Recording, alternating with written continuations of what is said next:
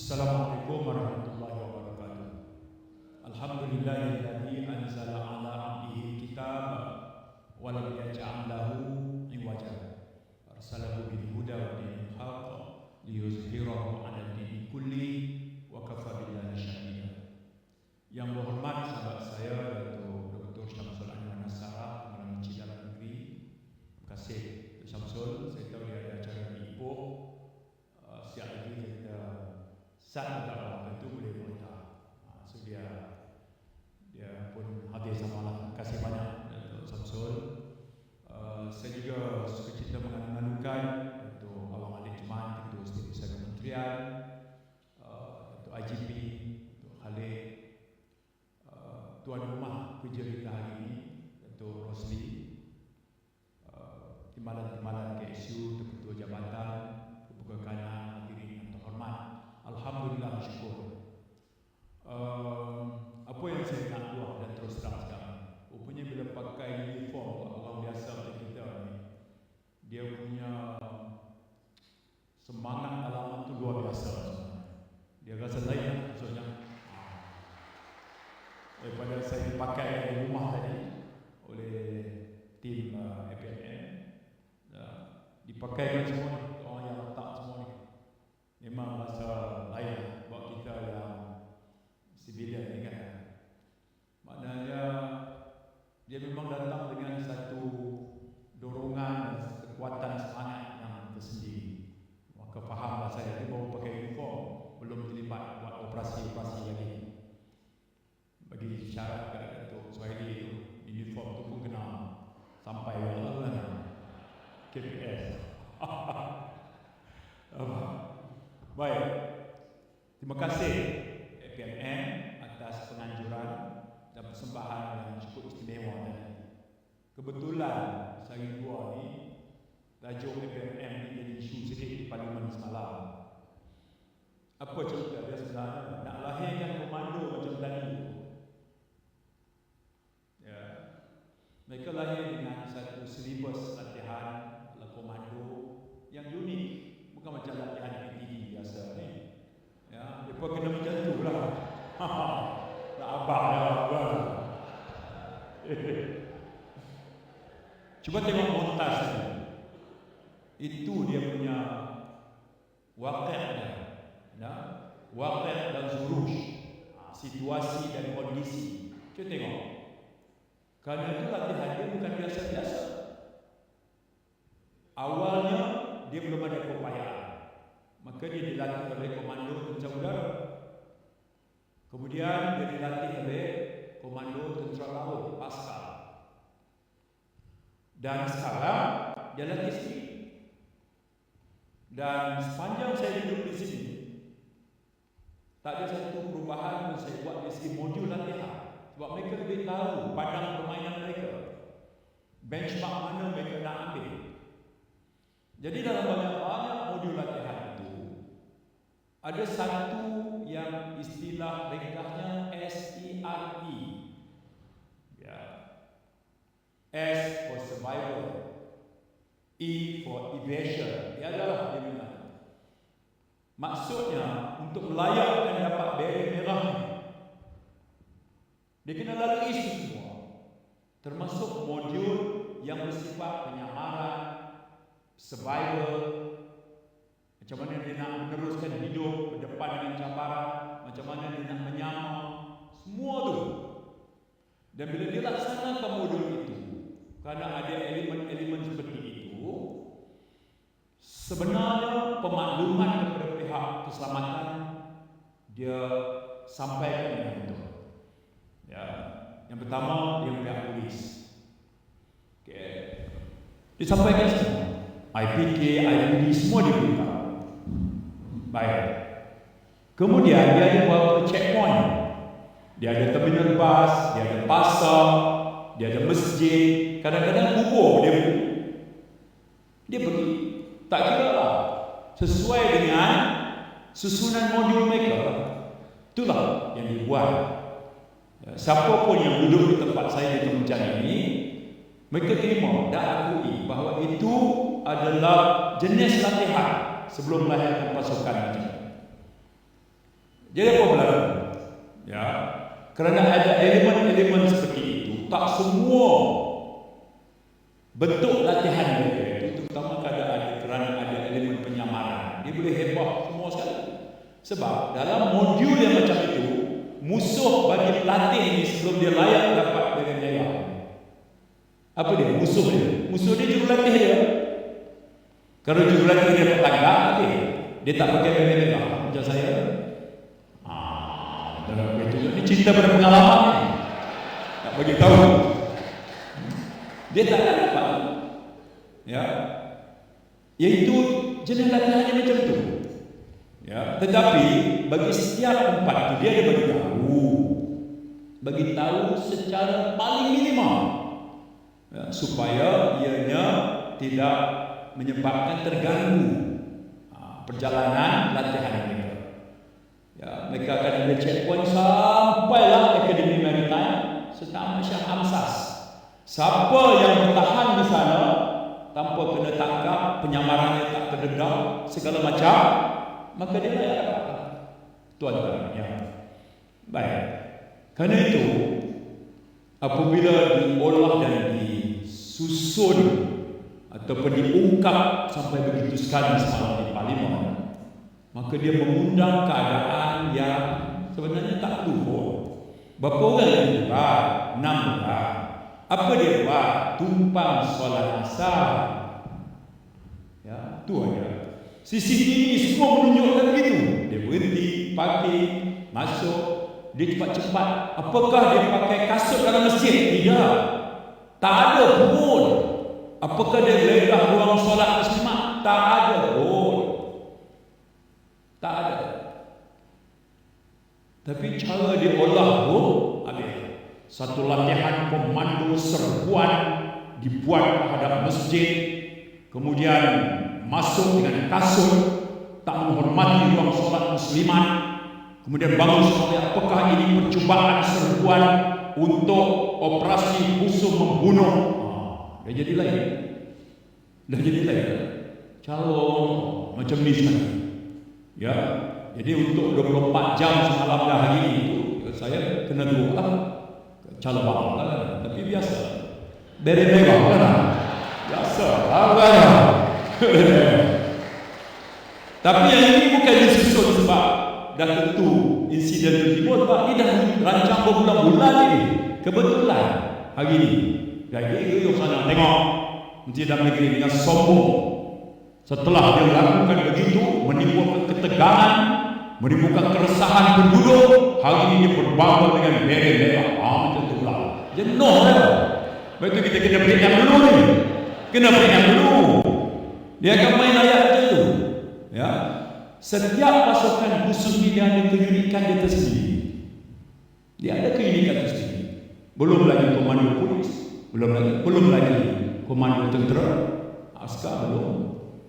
Lagi kalau kita tengok cara fikiran kita ni, ya, ditendang dan diperlakukan semacam tak ada langsung perasaan belas kasihan, tapi tentu ada kewajaran sebalik latihan macam itu. Anda tertangkap, musuh perlakukan dengan ganas, belum apa-apa dah dedah dia. Tentulah latihan mereka itu memerlukan mereka diberikan daya tahan yang tersendiri. Jadi itu saja. Laporan polis dibuat. Polis pun siasat. Polis bukan saja siasat atas nama nak tujuan siasat. Polis jadi pendamai. Polis jumpa dengan ahli Parlimen Marang, terangkan dengan pegawai-pegawainya. Pada akhir penerangan yang diberikan, ahli Parlimen Marang dan pegawainya akui ini cuma satu salah faham. Ada tak khilaf di sebelah kita, khilaf di sebelah kita, tak ada koresponden juga menyurat lah. Kalau namanya latihan macam itu, dia tak mau pendedahan yang terlalu berlebihan, sebahagian daripada modul dan sebagainya.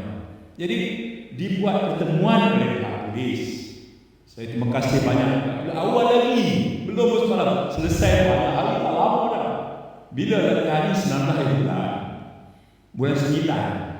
Hari ini dah 23 dah, bulan 10. Dah selesai dah pun. Pertemuan dibuat dengan pihak masjid, dengan imam dia, semua dah diberi penerangan.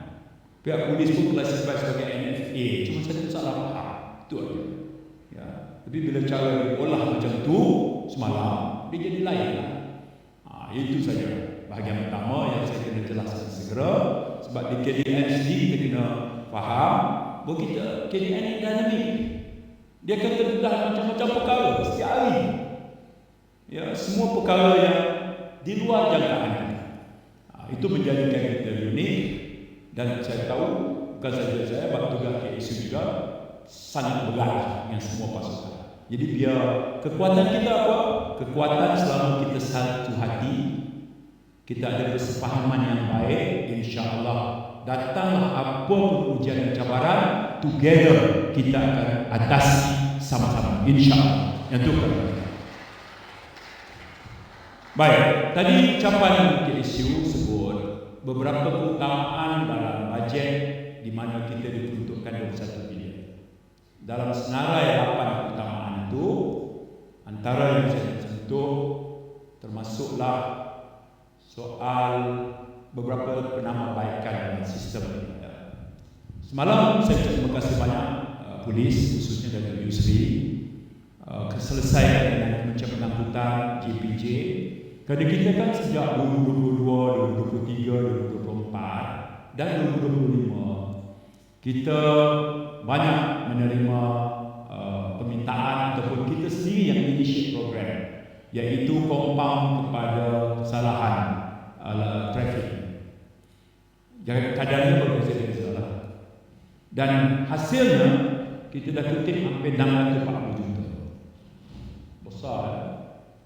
Dan kita ada 2 bulan aja lagi. Bulan 11 dan bulan 12 tahun ini kita dah bincang dengan Kementerian Kewangan tempoh hari sebelum bajet, dan kita dibenarkan 2 perkara. Pertama, untuk 2 bulan berbaki kita dibenar teruskan program diskaun ini. Dan semalam saya dan Wadi Anthony Loh, Menteri Pengangkutan dan Pengumuman, bahawa kita akan teruskan JPJ, teruskan compound, potongan compound, dan kita akan teruskan untuk bulan 11, bermula 1 bulan 11 sampai 30 Disember, potongan 70% bagi semua compound traffic, 70%. Jadi Datuk Yusri saya minta semua sekali mod pembayaran pastikan dengan sistem mampu untuk untuk menerima bayaran. Kita juga akan ada permintaan daripada banyak organizer. Semalam saya terima daripada Jabat Perdana Menteri yang akan buat dipaham. Okey, saya segera teruskan minta jabat saya forward kepada Datuk Seri untuk buat semua. Asal sebelum 30 hari bulan Disember. 1 Januari ke atas kita akan laksanakan juga, tetapi siapa yang punya compound bayar awal menikmati potongan tinggi. Bayar lambat potongan yang rendah atau tak ada potongan langsung. Ataupun boleh diteruskan tindakan undang-undang seterusnya. Bila mulai 1 Januari. Itu kita dan Kementerian Pengangkutan sepakat. Baik, bermaksud semua kita bergerak ke arah ini.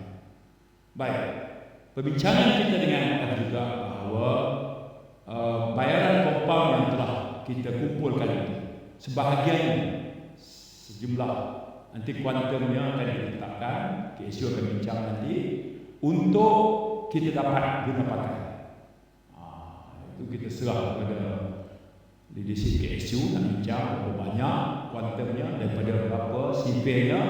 Soalnya daripada sejumlah kutipan itu, secara prinsipnya Kementerian Kewangan membenarkan untuk kita guna pakai bagi tujuan menambah baik. Kalau kata kenderaan polis, kenderaan polis lah. Kalau kuartus lah. Ya, apa saja yang itu akan kita bincang secara dalam. So itu perkara terbaru yang semalam. Baik. Bajet juga bersetuju untuk kita teruskan program PK. Yang ini khusus untuk penjara dan juga AADK. Peluang kedua ini, penjara memang sukses story. Semalam pun walaupun program AADK, Simposium Sains Penagihan Dadah, tapi saya ambil juga masa cerita ini sebagai sukses story Jabatan Penjara. Sampai macam tu nak bela, nak angkat fungsi dan peranan dalam pegawai. Melalui program bawa keluar juga daripada tembok pegawai, beri dong latihan Tibet, dan menyusul selepas ini ialah Datuk Roslin dan ADK. Dia dah pun dapat benaran persetujuan daripada Timbalan Perdana Menteri 1 Pengurusi Tibet untuk sejumlah peruntukan diagihkan kepada klien ADK juga untuk diberi latihan. Ini semua adalah pendekatan yang kita rasa membuahkan hasil. Bukan rasa, memang kita tengok membuahkan hasil. Dan kita mesti bergerak ke arah itu. PK. Baik, daftar dokumen pendaftaran pelarian. Ini tugas yang kita diberikan sejak Mac 2023, keputusan dalam Majlis Keselamatan Negara. Hari ini kita dah ada beberapa progres. Untuk itu kita diberi 10 juta. Saya percaya dalam perbincangan kita, Puan Aina akan selaraskan mulai petang ini untuk letakkan kerangka sebelum kita ada retreat tahunan kita. Kali ini membezakan sebab kita akan plan untuk 5 tahun. Dan ini antara perkara yang menjadi keutamaan kita. Kena masukkan. Sebab kita akan bangunkan satu sistem. Saya cenderung untuk melibatkan NIMOS sebagai sistem developer. Kita akan buat hembahan yang luas. Yang akhir sekali apa? Pendaftaran pelarian bukan hanya kad dikeluarkan oleh UNHCR, tetapi kita akan menjadi autoriti yang akan mengeluarkan kad kepada refugees di negara kita. Dengan adanya autoriti seperti itu, data kita lebih legitimate, dan ke depan nanti apa juga program penyelesaian isu pelarian secara komprehensif dapat kita jalankan dengan lebih baik, kerana data kita kumpul sendiri dan paling legitimate, kerana kita yang menggunakan proses. Kerana itu peruntukan sebesar 10 juta itu tadi pagi saya mulakan jadual dengan memberikan update ini kepada Friends of KBN. Semua datang. Ya, saya mulakan sarapan pagi dengan juga, dan benar mereka bertanya dan saya berikan perspektif kita tentang itu. Itu penting. Baik. Soal 1 bilion untuk meningkatkan lagi menaik taraf beberapa perkara logistik. Polis dah keluarkan dapat 4x4. Yang ini penting pesanan Datuk KSU tadi. Soal spek. Spek itu kalau tanya kepada saya, biarlah weightage diberi lebih kepada user. User tentukan weightage. User tentukan requirement. Sebab yang nak guna ni juga. Ya. Dan buat secara paling kemas. Ya. KSU tadi ingatkan soal timing. Jangan mula 1 Januari. Ya. Mula sekarang. Kemudian stick kepada spek. Ya. Dia tak boleh separuh masa perolehan spek berubah masa. Dia menjejaskan proses. Akibatnya bajet ada, tapi bila proses itu ada kelambatan, maka tak dapat kita guna pakai. Itu antara perkara yang kita kena. Baik. FMM dapat lagi. Ya, dapat lagi. Dan memang sepanjang saya duduk sini memang layak menjadi agensi yang diceburui oleh agensi lain. Memang betul. Saya tengok ada lagi. Ya. Dia dah dapat partnership 1. Sedang buat di Turki. Dia akan dapat 1 lagi. Jadi kalau cerita lama-lama, banyak-banyak, Tok Suhaili kecil lagi. Dia penjawatan atau mana apa lagi. Ya tak? Dia setahun dah. Pejam celik AKPI semua setahun. Ya, setahun boleh segala macam. Dia tak mampu nak memikir soal beret merah pun tak mampu dia. Tak sampai dah nak fikir beret merah ni. Baru dia nak susun. Ya, tapi alhamdulillah peruntukannya bukan kepada aset apa lagi, sebab dia baru dalam proses pengambilan aset berbincang. Kalau yang terikat dengan MOU dia kena dismantle dulu. Dia prosesnya panjang lagi. Pada masa yang sama dia tak boleh lari sikit pun soal timeline untuk dia meletakkan AKPN di semua 120 lebih pintu masuk negara. Yang itu dalam kita akan genjak langsung. Pada masa yang sama, sokongan dari segi staf dan sebagainya, dia masih lagi memikul tugas berat. Yang itu tentunya saya sebut supaya Datuk KSU dan pegawai yang lain akan dapat ada empati. Simpati dia tak orang. Semua orang boleh kata simpati. Yang dia nak adalah empati. Empati ni kita letak diri kita seolah-olah kita berada pada kedudukan dia. Masalah dia itu seolah-olah masalah kita. Sampai tahap itu barulah kita ni boleh dilihat sebagai satu pasukan yang compact, united untuk drive sama-sama agensi yang paling bongsu dalam kementerian kita ni supaya dapat mainkan peranan yang baik. Itu harapan kita. Itu penting sekali untuk kita uruskan. Baik. Poin saya terakhir adalah pagi tadi sempat tadi Perdana Menteri terangkan lagi dalam parlimen tentang persiapan fasa akhir menjelang kita menjadi tuan rumah ASEAN sana. Kita deploy sampai 10,400 dah pun mula dan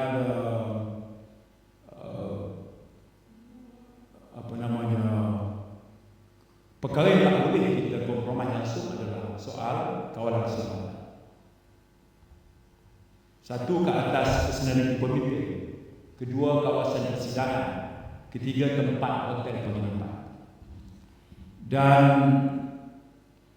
petang nanti saya minta Datuk Azmi dan tim dia untuk bagi taklimat kepada saya ringkas. Sementara saya percaya departmen lain sudah menjalankan tugas, termasuk cawangan khas Dr. Ibrahim di sini, termasuk semua sekali lah yang itu. Sebab ini kalau sudah tengok, saya hari Ahad 2 Ahad lepas ditemani Datuk Halim dan juga Saudara Azlan, Setiausaha Antarabangsa,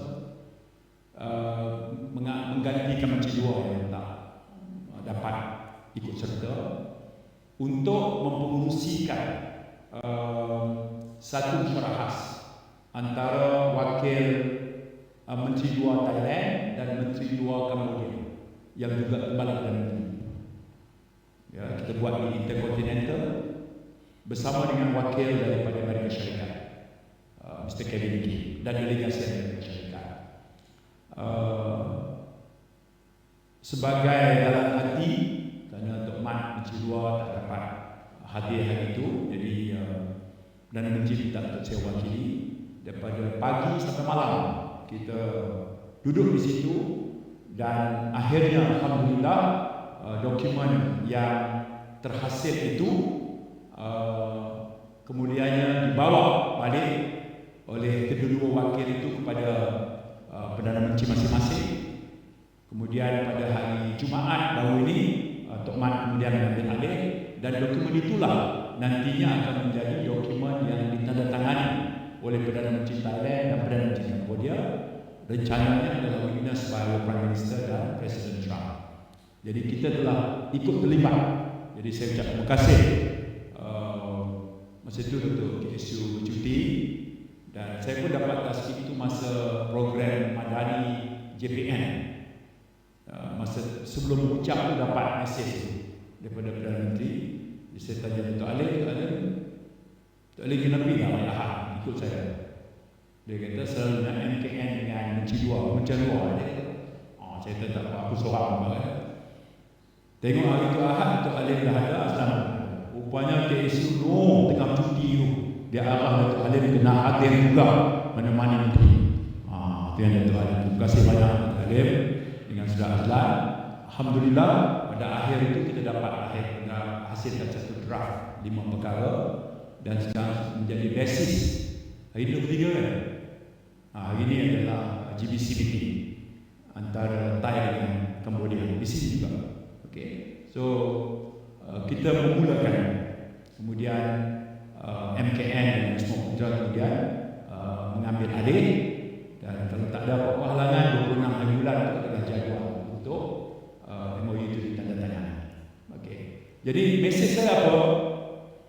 KDN ini kita berada dalam keadaan siap-siaga. Ya. Kita boleh dan saya boleh ke depan.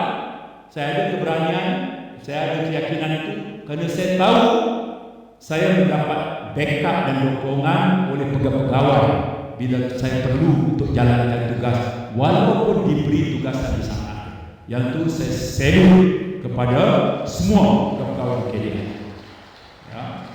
Dan ini bukan kali pertama. Sebelum itu Extraordinary GBC, saya juga terpaksa mengganti Menteri Pertahanan kerana Tuan Agong buat lawatan ke Rusia dan beliau menjadi menteri yang kena mengirim.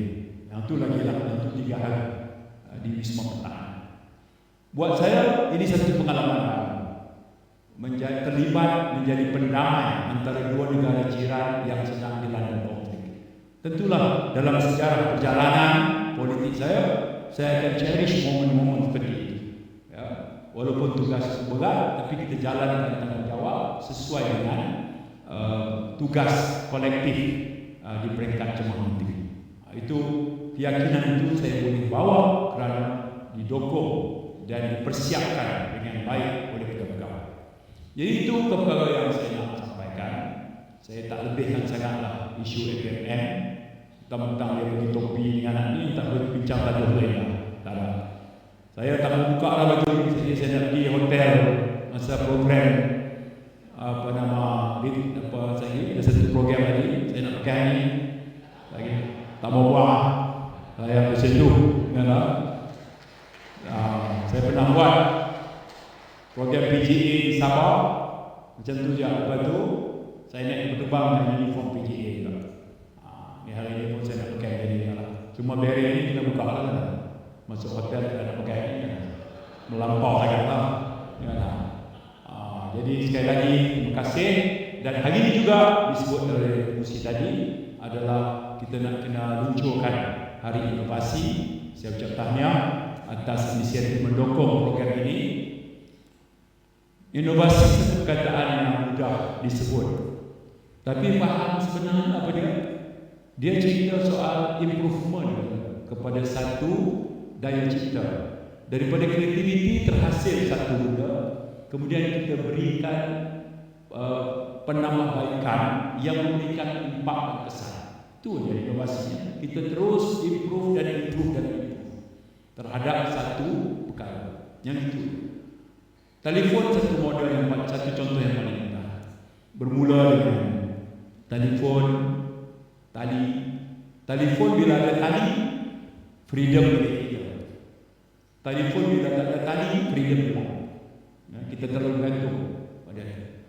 Tapi dari segi inovasi, daripada telefon bertali, kemudian cordless, tak ada wire, kemudian sampailah sekarang kepada chip dan segala macam. Ya, itu proses inovasi yang sangat panjang. Motorcar juga begitu. Ya, daripada penggunaan enjin fosil, sekarang ini dah pakai EV, ke depan nanti pakai air. Betul pakai air. Jangan terkejutlah. Sebab sudah pun ditemui ya satu bahan yang fungsi dia split hidrogen dan oksigen. Oksigen dilepaskan, hidrogen dimasukkan dalam enjin yang digerakkan dengan gas hidrogen. Dah pernah. Ya, dah tinggal nak buat secara besar-besaran. Itu semua inovasi yang berlaku. Jadi sudah tepat masanya sebagai sebuah negara untuk kita ikut mendukung ide dan juga program inovasi. Kerana itu saja jalan untuk kita terus memperbaiki semua kerja buat kita. Sekali lagi terima kasih kepada semua APMN dan juga sempena Hari Inovasi KDN. Saya akhiri dengan wabillahi taufiq wal hidayah. Assalamualaikum warahmatullahi wabarakatuh. Mohon kepada yang bersyukur.